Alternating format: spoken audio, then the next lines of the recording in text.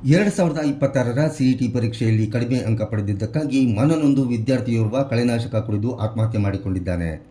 ಶಿಕಾರಿಪುರ ಪಟ್ಟಣದ ವಿನಾಯಕನಗರ ನಿವಾಸಿ ಹಾಲೇಶ್ ಎಂಬುವವರ ಪುತ್ರ ದುರ್ಗಾವರ್ ಜಯಂತ್ ಮೃತ ದುರ್ದೈವಿಯಾಗಿದ್ದಾನೆ.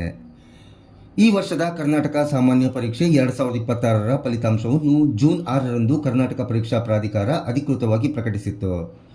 ಈ ಪರೀಕ್ಷೆಯಲ್ಲಿ ಜಯಂತ್ ಕಡಿಮೆ ಅಂಕ ಗಳಿಸಿದ್ದಕ್ಕೆ ಮನೆಯವರು ಬುದ್ಧಿಮಾತು ಹೇಳಿದ್ದಾರೆ. ಇದರಿಂದ ಮನನೊಂದ ಯುವಕ ಮರುದಿನ ಮನೆಯಲ್ಲಿದ್ದ ಕೀಟನಾಶಕ ಸೇವಿಸಿದ್ದಾನೆ. ತಕ್ಷಣ ಜಯಂತ್ನನ್ನು ಸ್ಥಳೀಯ ಸರ್ಕಾರಿ ಆಸ್ಪತ್ರೆಗೆ ದಾಖಲಿಸಲಾಗಿತ್ತು. ಚಿಕಿತ್ಸೆಗೆ ಸ್ಪಂದಿಸದಿದ್ದಾಗ ಶಿವಮೊಗ್ಗದ ಖಾಸಗಿ ಆಸ್ಪತ್ರೆಗೆ ಸೇರಿಸಲಾಯಿತು.